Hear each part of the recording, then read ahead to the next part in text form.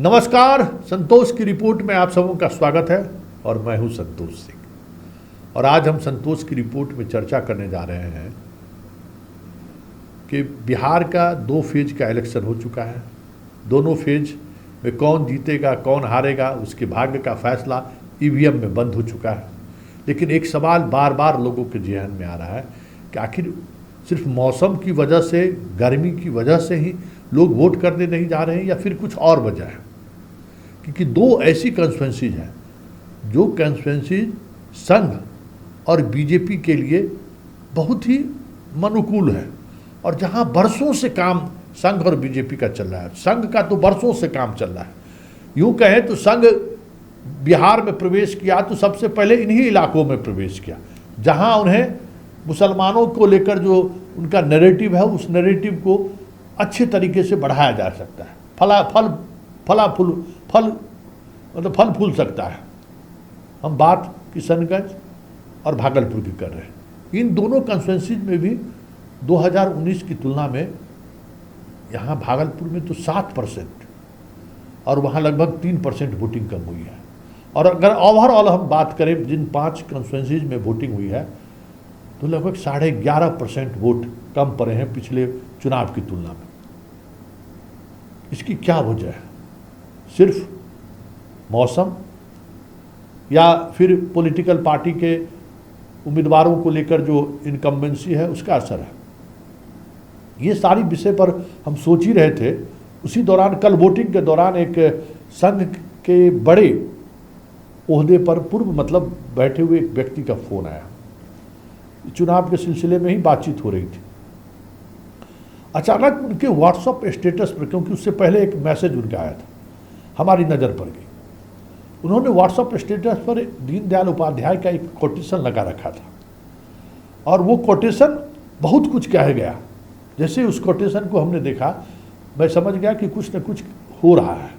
वो कोटेशन ये है, कोई बूढ़ा प्रत्याशी केवल इसलिए आपका मत पाने का दावा नहीं कर सकता है कि वह किसी अच्छे दल की ओर से खड़ा है।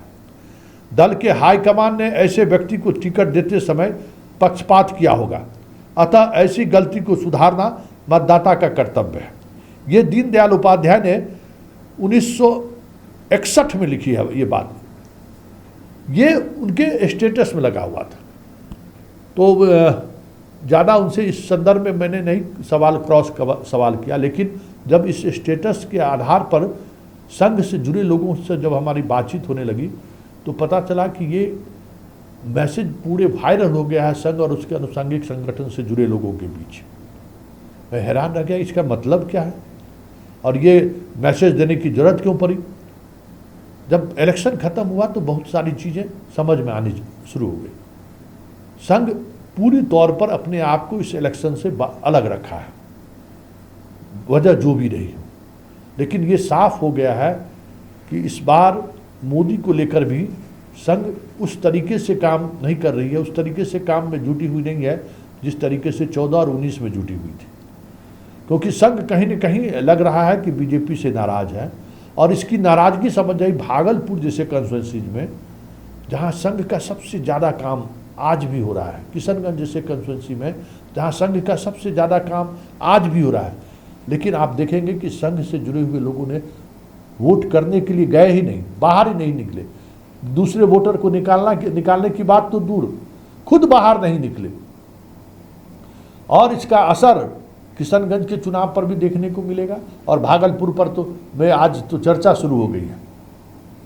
तो इसकी वजह क्या हो सकता है? संघ अपने आप को क्यों इस चुनाव से अपने आप को अलग कर रखा है या क्यों इस चुनाव को लेकर इस तरीके का व्हाट्सएप मैसेज को प्रसारित कर रहा है? तो कहा जा रहा है कि टिकट वितरण को लेकर भी संघ सहज नहीं है, बिहार में भी और बिहार से बाहर भी।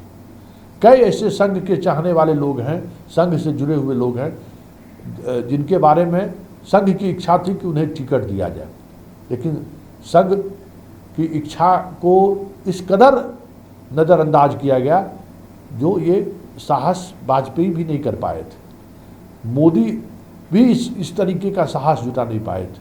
लेकिन इस बार मोदी ने भी उस तरीके का साहस जुटाया। बिहार में ही अश्विनी चौबे का टिकट कटना, संघ कहीं न कहीं उससे नाराज है। कि अश्विनी चौबे को इस तरीके से टिकट काटने की जरूरत नहीं थी। वो अभी सक्रिय राजनीति में एक टर्म और चल सकते थे। कई और उम्मीदवार हैं। फिर बीजेपी की जो कार्यशैली है, जिस तरीके से हिंदू मुसलमान को लेकर सीधे सीधे तौर पे मोदी अटैक कर रहे हैं, उसको लेकर भी संघ सहज नहीं है।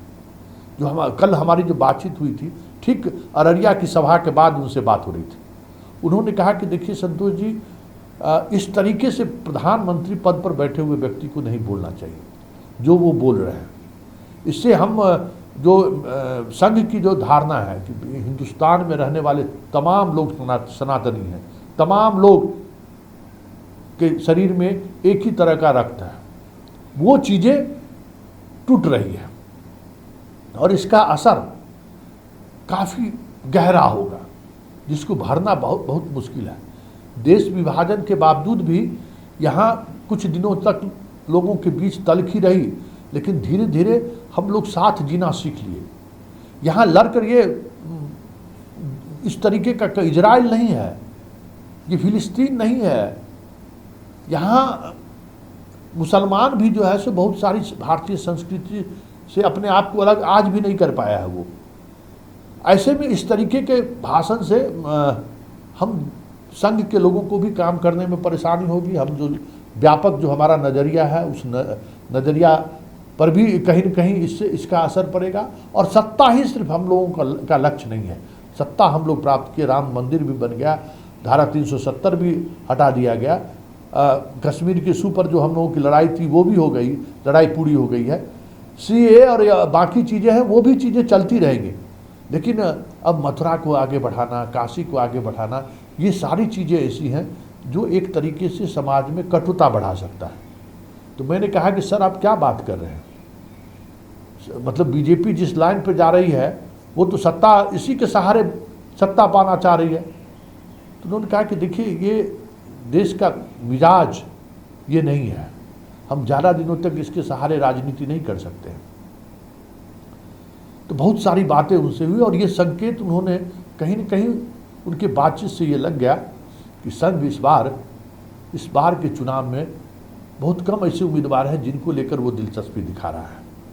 और वोटिंग परसेंटेज कम होने के पीछे एक बड़ी वजह हमें लगता है कि संघ की उदासीनता है, क्योंकि जितने भी पन्ना प्रमुख हैं, जितने भी संगठन से जुड़े हुए लोग हैं, वो कहीं न कहीं संघ और संघ के शाखा से निकले हुए लोग हैं, संघ की विचारधारा से प्रभावित लोग हैं। और वो अगर उदासीन हुआ तभी ये स्थिति बनी है वोटिंग परसेंटेज की। अब इसका आने वाले फेज में और स्पष्टता की चीज़ें सामने होंगी, लेकिन ना तय है कि संघ की बेरुखी की खबर सिर्फ भागलपुर से नहीं है। संघ की इस बेरुखी की खबर यूपी से भी है, MP से भी है, पूरे देश से ये खबर आ रही है। क्योंकि जब मैंने इस दीनदयाल उपाध्याय के इस विचार को लेकर संघ के लोगों से हमने जब कहा कि ये फेक तो नहीं है, तो उन्होंने कहा नहीं फेक नहीं है, ये तो अभी सबके व्हाट्सएप ग्रुप पर चल रहा है। मतलब पूरे देश में इस तरीके की जो भी संघ से जुड़े हुए लोग हैं उनके बीच ये चर्चा है कि अगर उम्मीदवार सही नहीं है तो वोट मत करिए, उसे उम्मीदवार को आप हराइए, ताकि सत्ता में बैठे लोगों को महसूस हो कि उम्मीदवार चयन में उनकी मनमानी नहीं चलेगी। उम्मीदवार ऐसे लोगों को बनाइए जो जनता के बीच रहे, जनता के लिए रहे।